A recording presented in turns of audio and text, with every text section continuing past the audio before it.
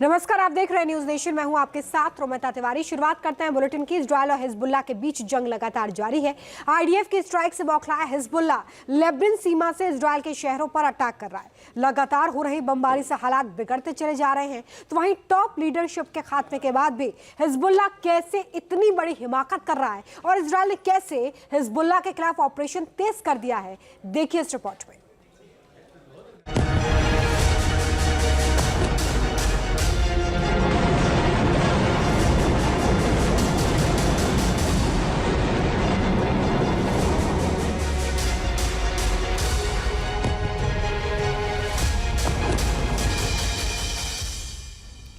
Middle east में बिगड़े हालात।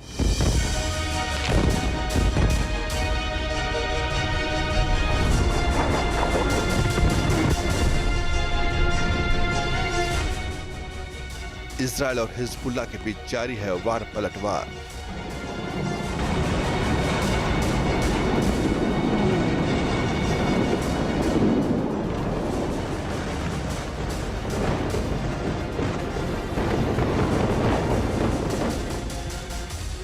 आईडीएफ के स्ट्राइक के बाद हिजबुल्लाह का सबसे घातक हमला।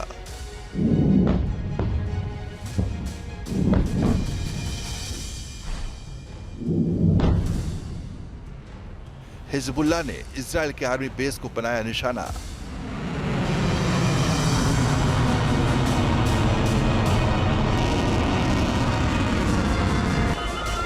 आतंकी हमले के बाद हाइफा में मची अफरा तफरी।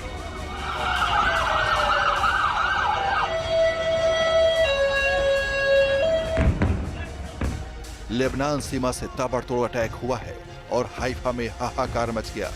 हिजबुल्लाह के इस हमले को इजरायल का एयर डिफेंस सिस्टम भी पूरी तरह नहीं रोक पाया।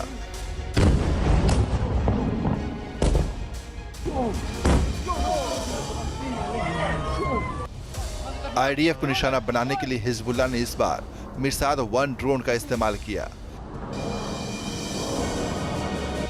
हिजबुल्लाह ने हाइफा के बिन्यामीना के पास एक मिलिट्री बेस को टारगेट कर हमला किया।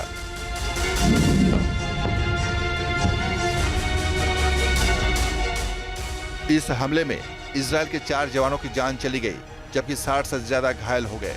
इजरायली मीडिया रिपोर्ट में कहा गया है कि ड्रोन से मिलिट्री बेस के अंदर एक डाइनिंग हॉल को निशाना बनाया गया था। जिस वक्त हमला हुआ तब वहां कई जवान मौजूद थे, इसीलिए नुकसान ज्यादा हुआ। ड्रोन के आने के पहले कोई सायरन नहीं बजा था, जिससे सैनिकों को सुरक्षित होने का मौका नहीं मिला। 17 सितंबर के बाद इजरायल ने हिजबुल्लाह को लगातार निशाना बनाया है। इस दौरान नसरल्लाह समेत उसके तमाम टॉप कमांडर मारे जा चुके हैं। इसलिए हिजबुल्लाह का बचा हुआ संगठन लेबनान सीमा से सटे इजरायल के शहरों को निशाना बना रहा है।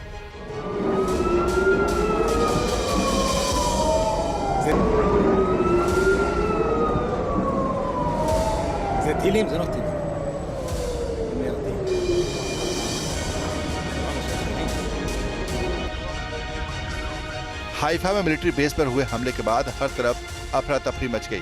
जवानों को इस तरह के अटैक का बिल्कुल भी अंदेशा नहीं था। हमले के बाद आनन फानन में घायलों को अस्पताल पहुंचाने का काम शुरू किया गया। इस हमले में घायल लोगों को करीब 50 एम्बुलेंस से 7 अस्पतालों में भर्ती कराया गया। गंभीर घायलों को एयर एम्बुलेंस की मदद से इलाज के लिए ले जाया गया।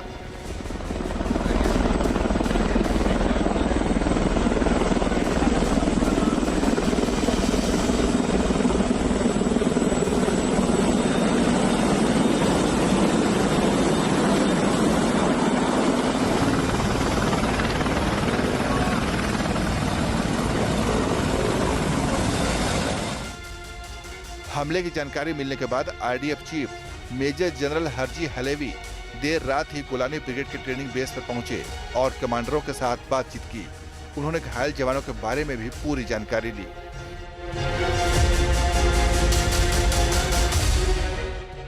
इस हमले के बाद हिजबुल्लाह ने एक बार फिर धमकी दी है और कहा है कि हाइफा में इजरायली सेना कुछ बस्तियों के घरों का इस्तेमाल अपने लिए कर रही है। लेबनान पर आक्रमण के लिए ऑपरेशन रूम के रूप में इस्तेमाल किए जाने वाले इजरायली ठिकाने हाइफा और तबरैया जैसे घनी आबादी वाले शहरों में हैं। ऐसे सभी घर और सैन्य ठिकाने हमारे निशाने पर हैं, इसलिए हम यहाँ रहने वालों को अगली सूचना तक अपने जीवन को बचाने के लिए इन सैन्य स्थलों के पास इकट्ठा होने के खिलाफ चेतावनी देते हैं। हिजबुल्लाह ने धमकाते हुए कहा कि अगर आईडीएफ ने बेरूत और लेबनान के दूसरे इलाकों में निर्दोष लोगों पर बमबारी जारी रखी तो हाइफा को नर्क बना देंगे।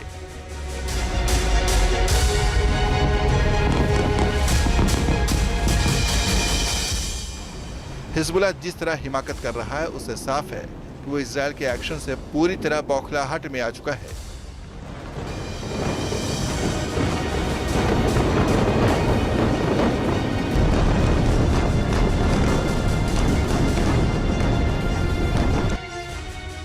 इसलिए खुद को बचाने के लिए काउंटर अटैक करने में जुटा है।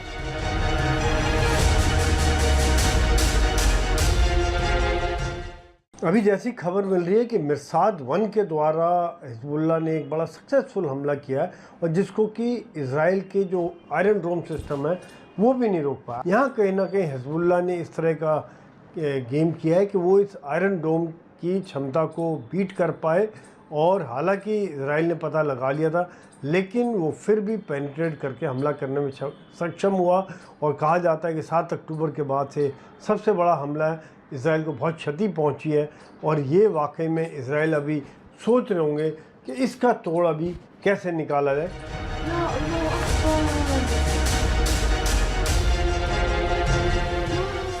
हिजबुल्लाह के खिलाफ इजराइल का एक्शन भी जारी है। दक्षिणी लेबनान में इजरायली सेना और हिजबुल्लाह के बीच भीषण लड़ाई चल रही है। सीमा से सटे रामिया गांव के पास इजरायली सेना ने टैंकों से भी हमला किया। साथ ही हवाई हमलों के जरिए आतंकियों को ठिकाने लगाया जा रहा है। रविवार को 3 इलाकों में हुए बमबारी में 15 लोग मारे गए और 36 घायल हुए। इससे पहले शनिवार को इजरायल के हमले में लेबनान में तैनात संयुक्त राष्ट्र शांति रक्षक बल का एक जवान घायल हो गया, जिसके बाद प्रधानमंत्री नेतन्याहू ने यूएन से शांति सेना हटाने की अपील की है।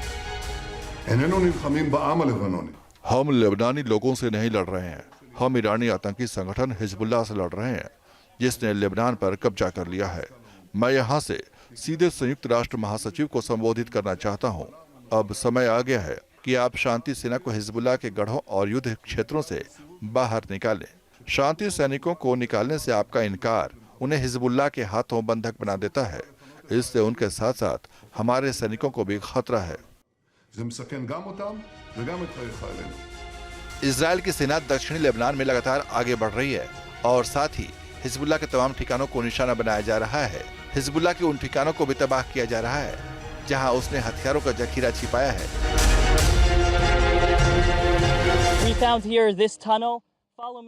हमें यहाँ एक टनल मिली है। इस टनल के अंदर क्या है अब आपको ये दिखाते हैं। टनल के अंदर रेंग कर जाना पड़ता है। हिजबुल्लाह के लड़ाकों को एयरफोर्स की बमबारी से सुरक्षित रखने के लिए बंकर बनाया गया है। टनल के अंदर हिजबुल्लाह के लड़ाकों की यह फ्रंट पोस्ट है। ये 4-5 फीट गहरी बनाई गई है ताकि एयरफोर्स की बमबारी से बचा जा सके। इसकी चौड़ाई 2 से 3 मीटर है। टनल के अंदर हमें नीले रंग के 2 ड्रम मिले हैं। इनमें पानी भरा हुआ है ताकि हिजबुल्लाह के लड़ाके यहाँ लंबे वक्त तक रह सके।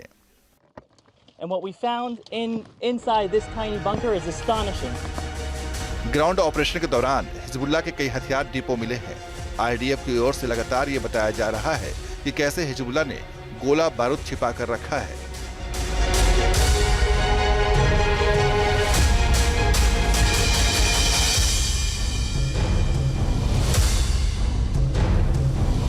What you can see here is different types of gear. आप यहाँ देख सकते हैं कई तरह का सामान है। यहाँ फाइटर जैकेट हैं जिनमें मैगजीन भरी गई हैं, थर्मल लेंस, अलग अलग तरह के हथियार, ऑटोमेटिक राइफल्स हैं। यहाँ ड्रेस, जूते और हेलमेट भी रखे हैं। एक लॉन्ग रेंज राइफल भी है। कई तरह के विस्फोटक हैं, साथ ही मेडिकल इक्विपमेंट्स भी हैं।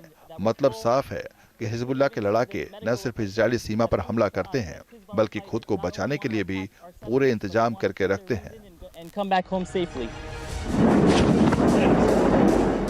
हिजबुल्लाह को पूरी तरह खत्म करने के मकसद से इजरायल ने ऑपरेशन नॉर्दर्न इरोज शुरू किया है। अब तक हुए एक्शन में हिजबुल्लाह को भारी नुकसान हुआ है। इसके बावजूद हिजबुल्लाह के आतंकी इजरायल के शहरों को निशाना बना रहे हैं। यही वजह है कि ये जंग अभी और लंबी होने के पूरे आसार हैं। न्यूज नेशन अब व्हाट्सएप पर। खबरों के ताजा अपडेट के लिए न्यूज नेशन के इस QR कोड को स्कैन करें।